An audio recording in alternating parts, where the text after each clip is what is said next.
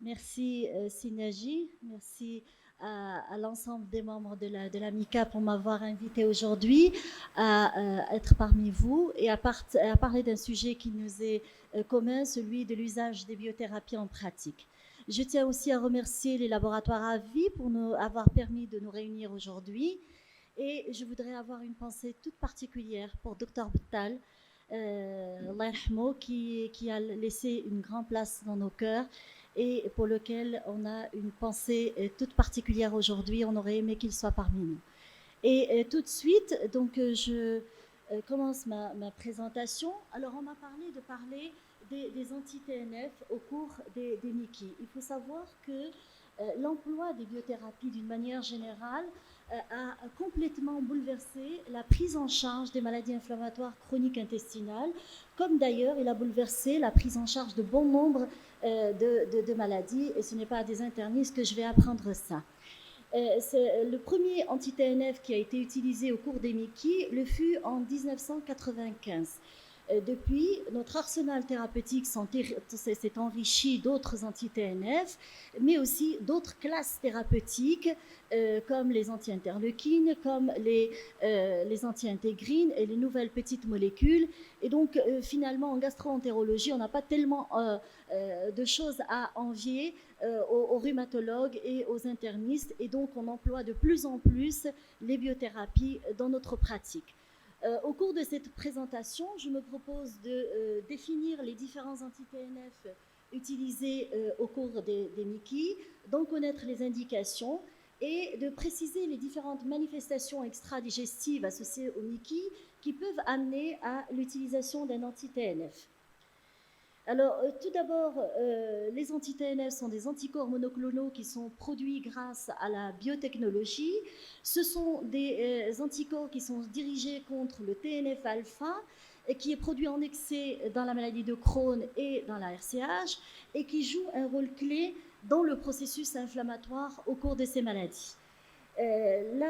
L'utilisation des anti-TNF a complètement révolutionné la prise en charge thérapeutique des Mickey. Elle a révolutionné non seulement la prise en charge thérapeutique, mais aussi les stratégies de traitement et les stratégies de surveillance chez ces patients.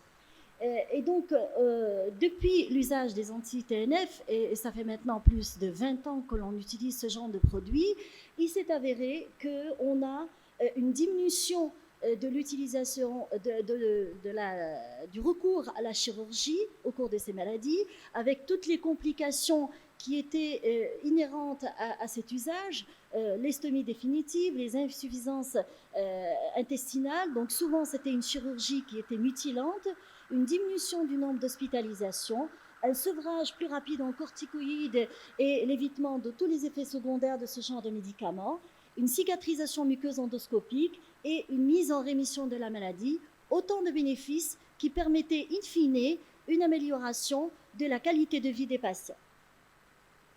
Alors, je rappelle très rapidement les différentes classes thérapeutiques que l'on utilise au cours des Mickey.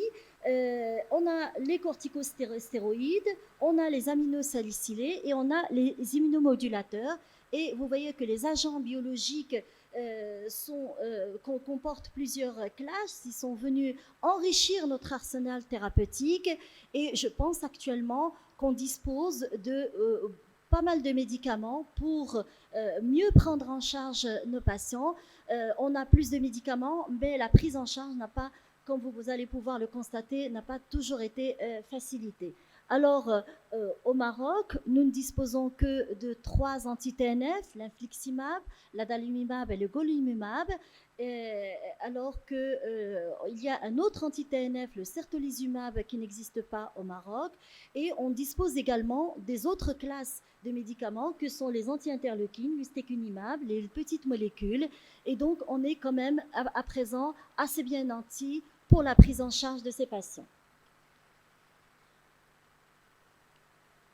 Alors, les anti-TNF sont composés d'abord de l'infliximab. C'est un anticorps qui est en partie murin et en partie humain, qui est administré par voie intraveineuse en perfusion après 3 doses initiales et il est administré toutes les 8 semaines. Ensuite, on dispose de l'adalimumab, qui est 100% humain, qui est administré par voie sous-cutanée toutes les 2 semaines après des doses d'induction. Et on dispose du golimumab, qui lui est administré toutes les 4 semaines après une dose d'induction par voie intraveineuse. Et comme j'ai dit tout à l'heure, le certolizumab, qui est administré lui aussi par voie sous-cutanée, est en partie humanisé, mais c'est un médicament qui a surtout été utilisé aux États-Unis et très peu en Europe. Il faut savoir qu'il y a d'autres anti-TNF que vous utilisez vous en pratique, comme l'étanercept, mais ce sont des médicaments qui n'ont pas montré d'efficacité au cours des maladies inflammatoires chroniques intestinales. Alors, il est extrêmement important de savoir que beaucoup de chemin a été parcouru depuis l'avènement des biothérapies et que l'évolution des objectifs thérapeutiques a beaucoup évolué au fil du temps. Autrement dit, l'avènement de molécules de plus en plus efficaces qui permettent d'avoir des objectifs beaucoup plus ambitieux au cours de ces maladies, qui permettent de contrôler beaucoup plus efficacement ces maladies, ont permis de définir des objectifs thérapeutiques différents. Il faut savoir que dans les années 80, les gastro-entérologues se basaient principalement sur la clinique, c'est-à-dire sur les symptômes, et sur des outils simples comme la calprotectine fécale pour pouvoir adapter le traitement ou changer de traitement.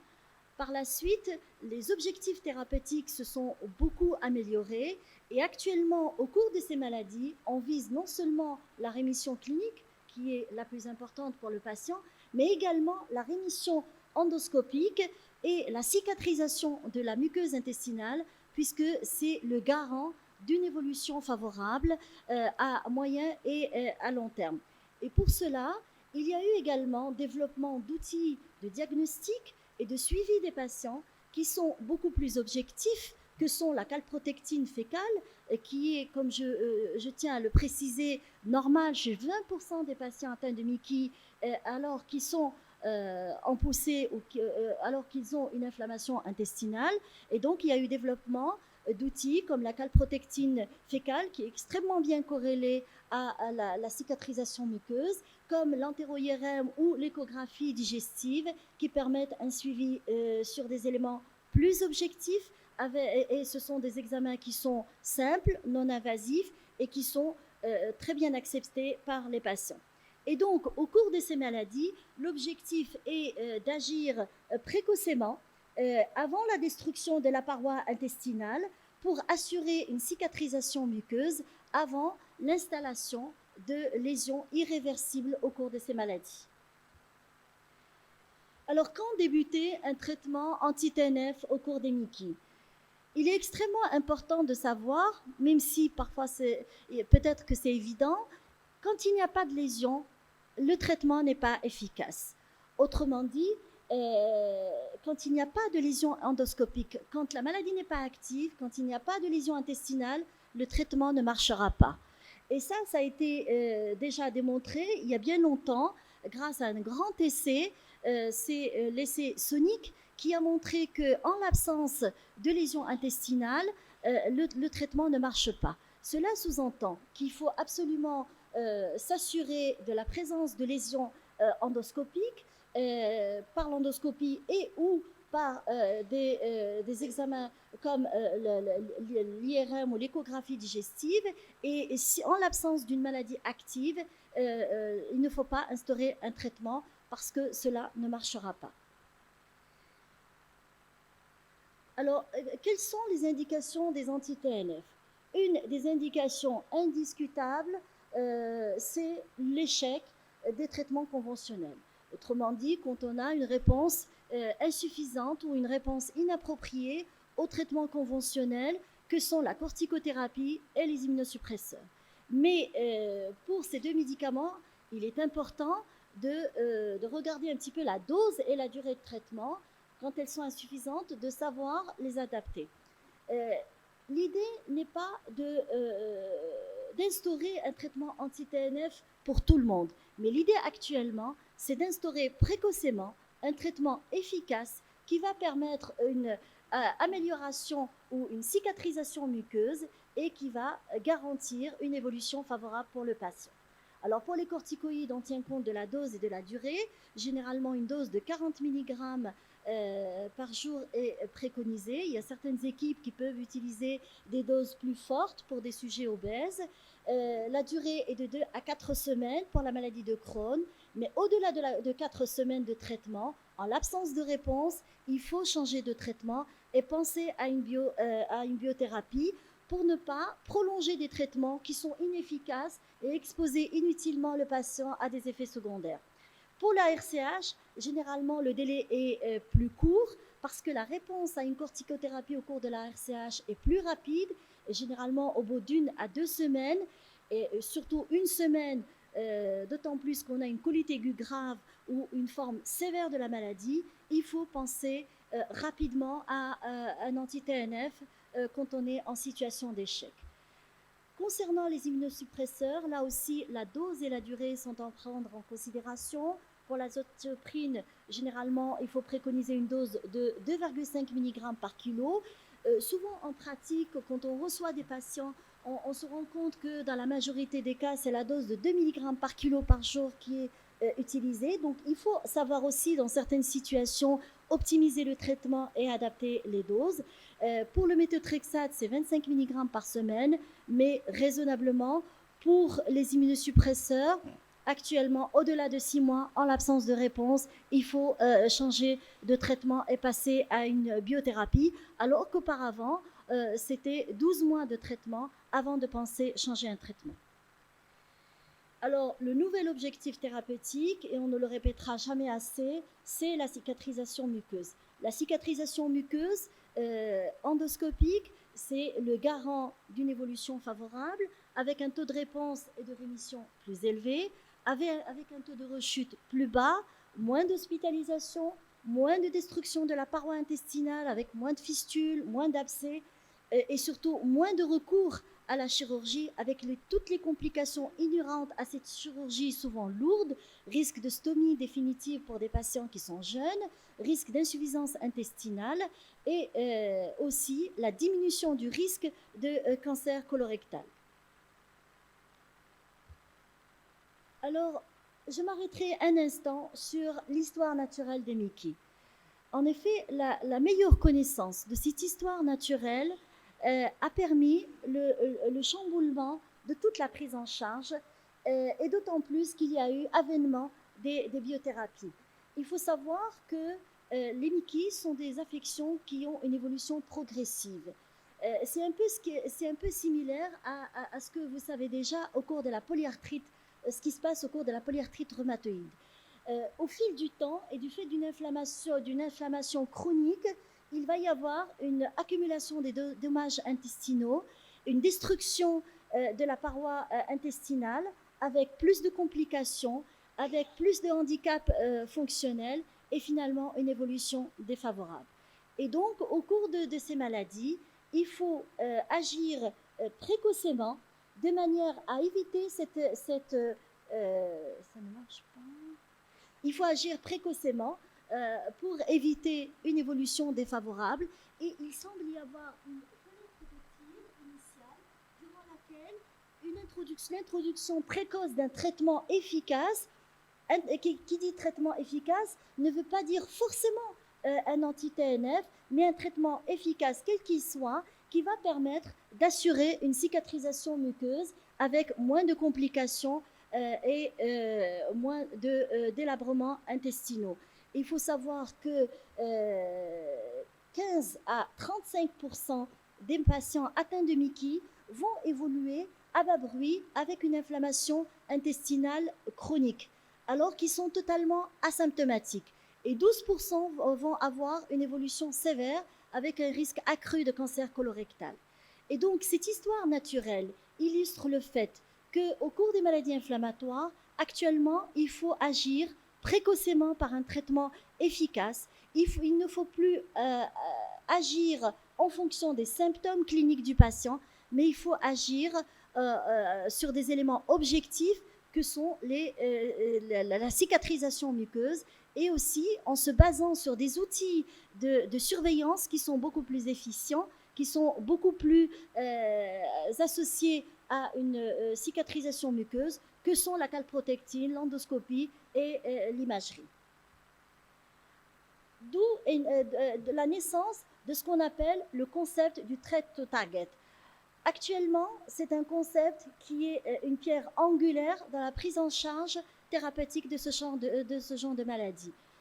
Dans ce concept du threat to target, d'abord, il faut connaître le patient, connaître sa maladie, définir ses facteurs de risque. Et on va revenir sur cette notion de facteur de risque.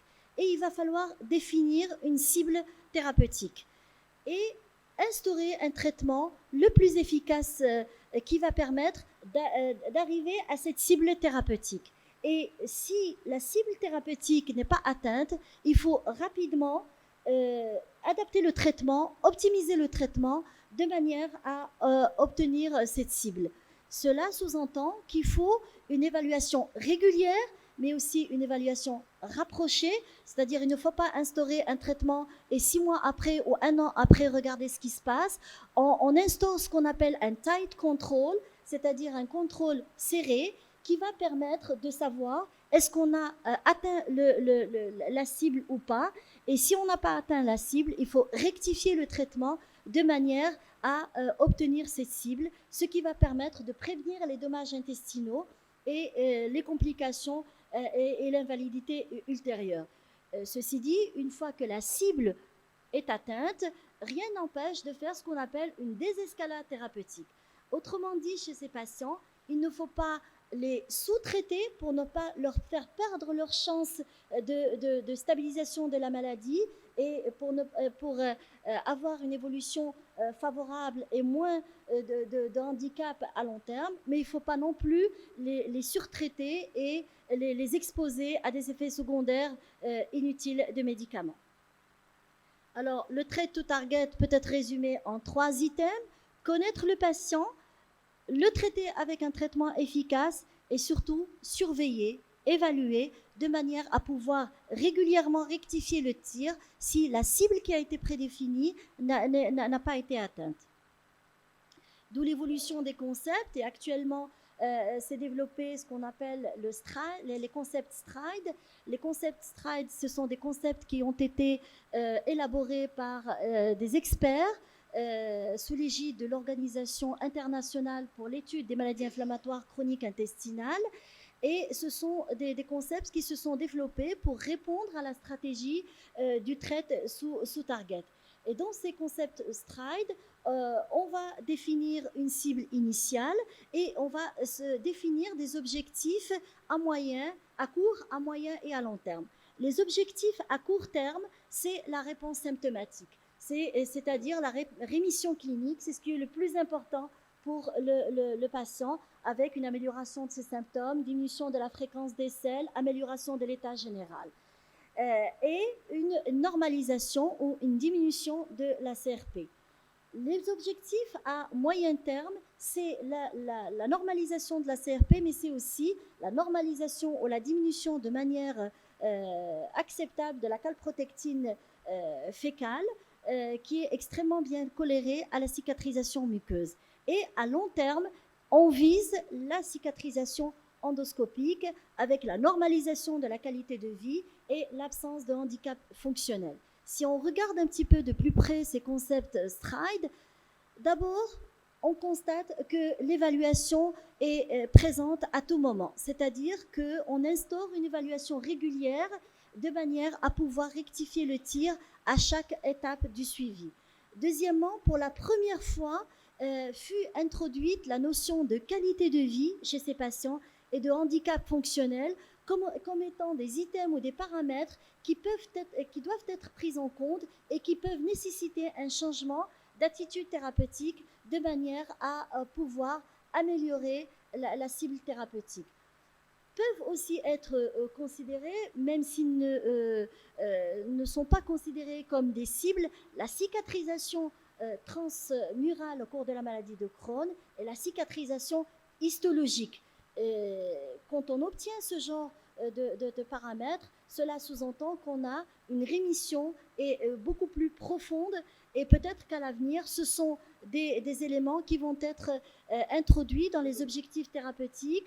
En tout cas, pour le moment, ils sont difficiles à évaluer et donc ils n'ont pas été retenus comme des cibles thérapeutiques. Alors, un mot sur la calprotectine fécale. La calprotectine fécale est une protéine qui est contenue dans les cytosols des polynucléaires neutrophiles. C'est un paramètre biologique qui s'est imposé de manière importante dans le suivi des maladies inflammatoires chroniques intestinales. Ce paramètre inflammatoire n'est pas influencé par une inflammation extra-digestive. Autrement, la calprotectine fécale ne va pas être augmentée quand on aura une inflammation extra-intestinale, comme ce qui se passe avec la CRP. Et la calprotectine fécale, contrairement à la CRP qui peut être normale alors qu'on a une inflammation intestinale, dans 20% des cas au cours de la maladie de Crohn, la calprotectine fécale est quasiment augmentée en cas d'inflammation intestinale. Et donc la calprotectine fécale s'est imposée comme un outil qui est simple, qui est efficace et qui est facilement obtenu en pratique et aussi plus facilement accepté que l'endoscopie chez les patients. Alors, de nombreuses études ont montré une bonne corrélation de la calprotectine fécale à l'endoscopie avec une forte valeur prédictive négative. Par contre, il faut tenir compte de son manque de spécificité et dans son interprétation, il faut tenir compte du fait qu'elle peut être élevée dans certaines maladies autres que les maladies inflammatoires, comme l'ulcère gastro-duodénal, comme la diverticulite, comme la maladie cœliaque ou comme une infection intestinale. Et elle peut également être augmentée avec l'usage de certains médicaments, comme les IPP et les anti-inflammatoires non stéroïdiens. Autrement, la calprotectine est un excellent marqueur fécal qui permet de suivre efficacement les patients. Et actuellement, on a des seuils qui sont de l'ordre de 250 microgrammes par gramme. Au-deçà de ces seuils, elle est extrêmement bien corrélée à une cicatrisation muqueuse et moins de 100 microgrammes, elle est extrêmement bien corrélée à une rémission profonde. Alors, concernant le monitoring de la calprotectine fécale, donc en pratique, moins de 100 microgrammes, on peut raisonnablement déduire que la maladie intestinale est quiescente et on peut continuer la stratégie thérapeutique qui a été adoptée. Par contre, lorsqu'on est entre des taux de moins de 250 microgrammes, à ce moment-là, on peut céder d'autres éléments comme l'endoscopie pour s'assurer qu'effectivement, on a une cicatrisation muqueuse. Par contre, au-delà de 200 microgrammes, on a une activité inflammatoire probable et à ce moment-là, il va falloir penser changer le traitement et faire une optimisation thérapeutique. Il est extrêmement important actuellement d'identifier les patients à risque parce que ce sont ces patients à risque qui vont nécessiter une attitude thérapeutique initiale plus agressive parce que ce sont des patients qui vont évoluer de manière défavorable, qui ont plus de risques d'avoir des complications à moyen et à long terme. Lorsqu'on voit les études de population, on se rend compte qu'au cours de la maladie de Crohn, un patient sur deux présentera des complications graves, parfois des complications mutilantes. Et au cours de la RCH, un patient sur deux va avoir une évolution chronique, parfois totalement indolente, avec un risque accru de complications. D'où la nécessité d'identifier des patients à risque. Ça va permettre de faire une stratification à l'échelon individuel pour distinguer les patients qui ont un faible risque, qui n'ont pas ou qui ont peu de facteurs de risque, et les patients qui sont à haut risque.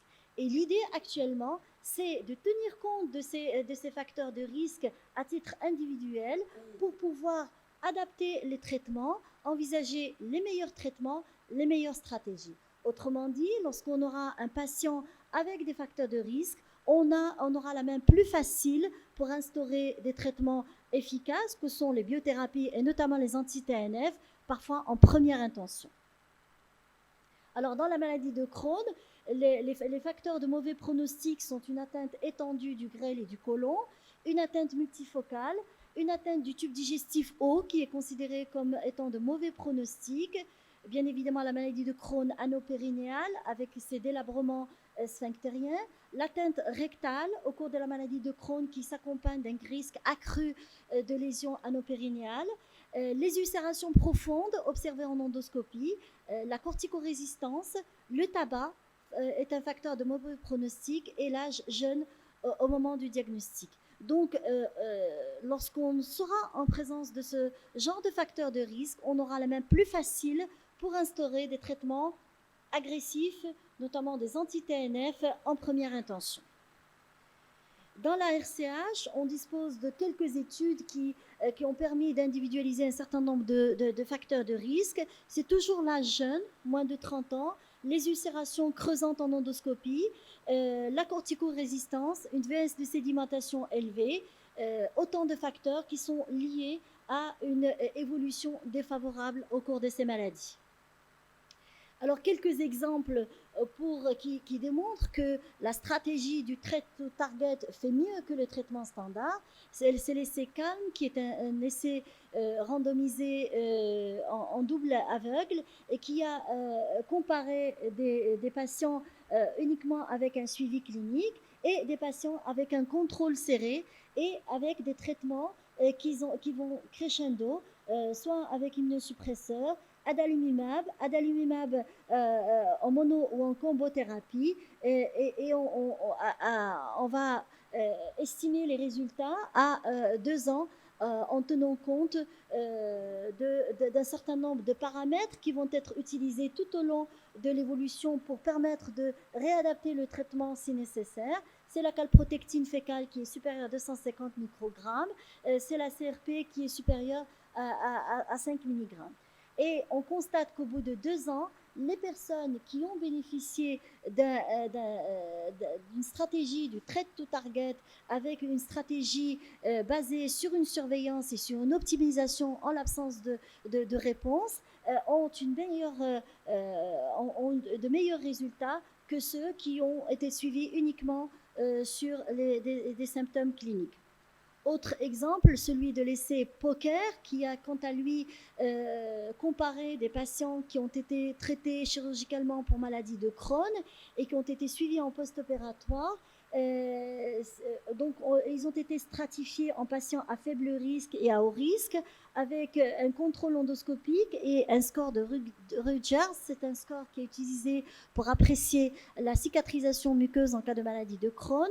Et on regarde les résultats 18 mois après et on constate que les patients qui ont été suivis de manière régulière et qui ont été optimisés en fonction du résultat endoscopique ont eu des résultats meilleurs que ceux qui ont eu une attitude basée sur la symptomatologie clinique. Et donc, il y a une supériorité de l'attitude active pour ce genre de pathologie. Alors finalement, quand débuter un traitement anti-TNF, je vous propose cet algorithme. Indiscutablement, en cas de corticorésistance, ça, on ne discute plus, anti-TNF, soit en mono ou en combothérapie.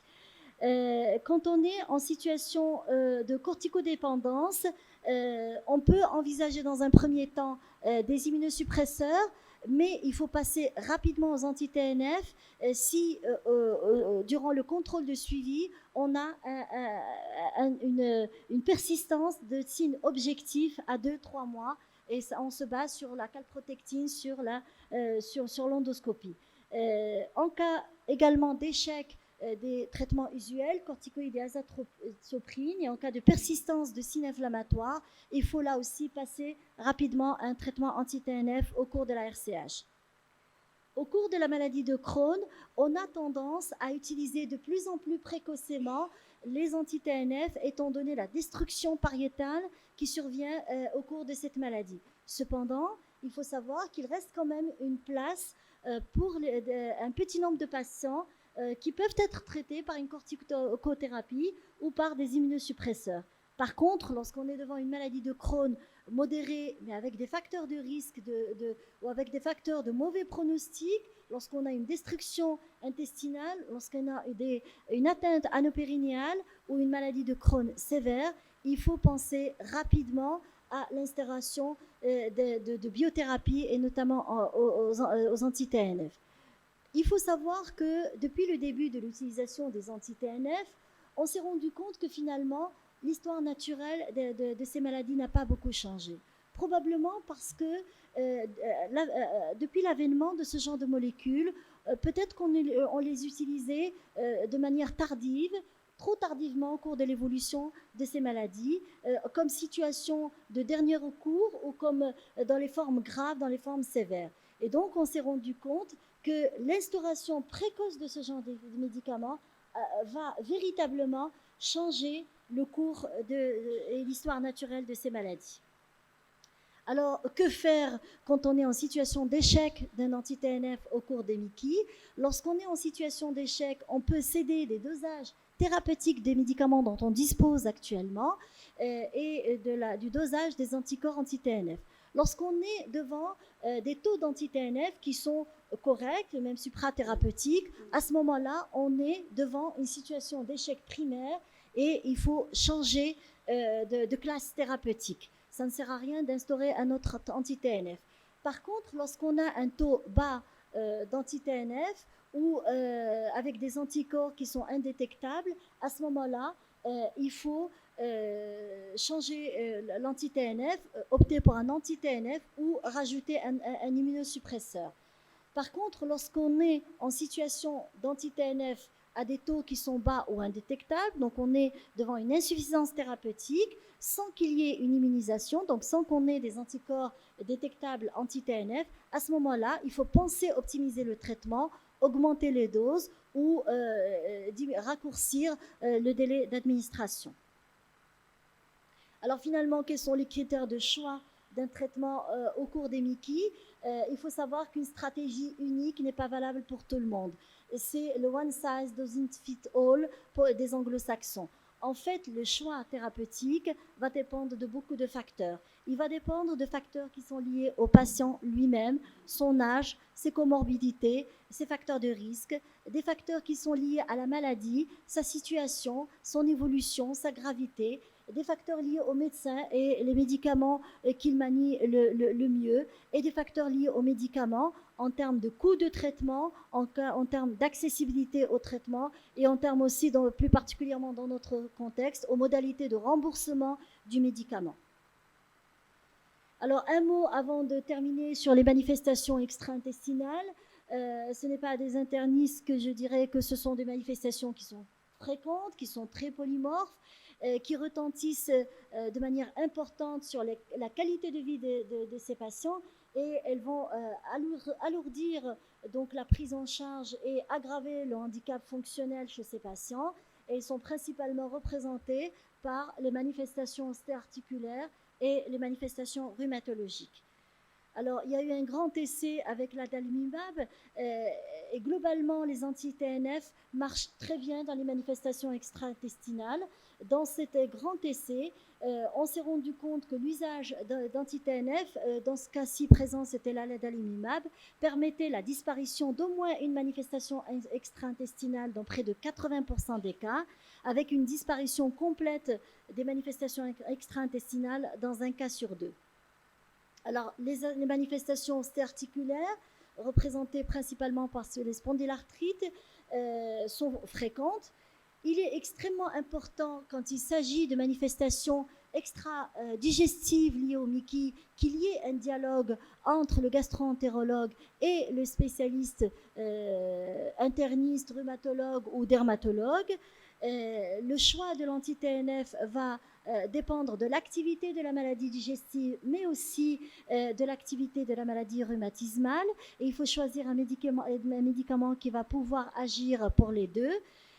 Alors, quand il s'agit des formes axiales pures ou prédominantes, vous avez l'habitude d'utiliser en première intention les anti-inflammatoires non stéroïdiens, mais l'usage des anti-inflammatoires n'est pas toujours possible pour la maladie digestive, et donc il faut choisir un anti-TNF, d'autant plus que la maladie digestive est active. Dans les formes articulaires ou périphériques, l'usage de l'anti-TNF, c'est l'échec des traitements conventionnels sulfasalazine ou méthotrexate. Et en cas d'échec d'un anti-TNF pour une MICI associée à une manifestation extradigestive, on essaie un deuxième anti-TNF. Alors, le pyoderma gangrénosome est l'une des indications majeures dermatologiques pour laquelle les anti-TNF marchent bien. Dans cette étude, 36 patients ont été traités par infliximab et ou adalimumab, et on s'est rendu compte qu'on avait un taux de réponse de plus de 90%, et donc l'anti-TNF peut actuellement être préconisé en première intention plutôt que la cyclosporine ou les corticoïdes chez ce genre de patients. Rapidement, donc je termine, il me reste uniquement 2 diapos. C'était juste pour parler de la sécurité des anti-TNF. Alors, on avait beaucoup parlé des anti-TNF, de leur effet secondaire, etc. Alors, depuis leur utilisation, et maintenant on a presque 30 ans d'utilisation des anti-TNF, depuis le premier anti-TNF utilisé en 1995, globalement, ce sont des médicaments qui sont assez safe. C'est-à-dire que le ratio risque-bénéfice est très favorable pour les maladies inflammatoires, en tout cas mieux que les stéroïdes. Ce sont des médicaments qui sont dotés d'une immunogénicité, donc il faut faire attention. Des fois, on a des réactions d'hypersensibilité immédiate ou développement des anticorps au cours de l'évolution. Faire attention aussi en cas d'insuffisance cardiaque parce qu'il risque d'exacerber une insuffisance cardiaque. Il y a une augmentation du risque d'infection opportuniste et d'infection sévère au cours de l'usage des anti-TNF. Donc, il faut être prudent chez les sujets âgés, faire une surveillance, faire les vaccinations qu'il faut au moment qu'il faut, et bien évidemment, s'assurer par un bilan pré-thérapeutique exhaustif de l'absence de contre-indication ou de précaution à leur usage. Le risque oncologique, par contre, des anti-TNF a été beaucoup revu à la baisse ces dernières années, et il n'y a aucune preuve claire de l'association entre des tumeurs solides. Par contre, on aurait un risque un petit peu plus élevé de mélanome avec l'usage des anti-TNF. Et donc, je termine et je pense que je vais être dans les temps. Les anti-TNF ont été véritablement une révolution thérapeutique au cours des MICI, mais non seulement les anti-TNF, mais les biothérapies d'une manière générale. Et je pense qu'on peut être très optimiste pour l'avenir parce qu'on aura des médicaments de plus en plus efficaces pour ces pathologies. Maintenant, le choix des médicaments risque d'être un petit peu plus compliqué. Et il faut tenir compte d'un certain nombre de facteurs, de l'accès au traitement, et c'est ce qui nous pose actuellement le plus de problèmes parce que ce sont des médicaments qui restent quand même assez chers et qui ne sont pas à la portée de tous. Leur profil de tolérance, leur profil d'efficacité, le choix du traitement dépendra aussi du patient et de ses préférences. On peut aussi rêver pour l'avenir, parce que l'avenir, c'est ce qu'on appelle actuellement le concept des combiothérapies, non pas combothérapie, mais combiothérapie, c'est-à-dire l'avenir, c'est l'utilisation d'associations de traitements biologiques pour des réponses encore plus efficaces et des objectifs thérapeutiques encore plus ambitieux. En attendant la médecine de précision et l'intelligence artificielle qui vont nous permettre à long terme de proposer à ce genre de patients un traitement personnalisé, un traitement à la carte qui va tenir compte à la fois de certains polymorphismes génétiques, de certains facteurs de risque et qui va permettre de proposer aux patients le traitement le plus adéquat et la molécule à laquelle il va répondre le mieux. Et je vous remercie. Merci beaucoup, professeur Nadir, pour cet aperçu général. pour votre contribution, c'était très clair. Alors la parole est à la salle pour 2 ou 3 questions. Professeur Hda et Madame Tezi.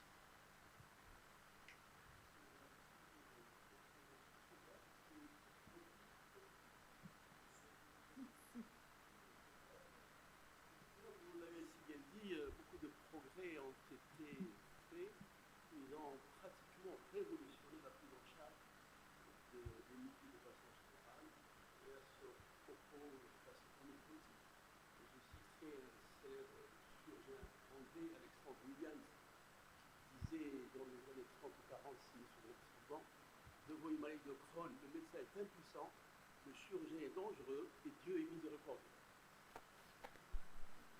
Je pense que le là, j'ai beaucoup de chemin à faire. Et quand on voit actuellement, j'ai parlé un petit peu de l'intelligence artificielle. J'ai parlé actuellement de l'intelligence artificielle comme étant quelque chose pour le futur, mais actuellement il y a beaucoup de recherches et je pense que ça pourrait se faire assez rapidement, c'est-à-dire qu'on aura un certain nombre d'algorithmes dans lesquels on va introduire l'âge du patient, ses facteurs de risque, son génome et les différentes molécules, et on va savoir à quel médicament il va répondre le plus rapidement et instaurer des médicaments efficaces avant la destruction de la paroi intestinale. Donc on peut être très optimiste pour l'avenir. Maintenant, est-ce qu'on sera là? Dieu le saura.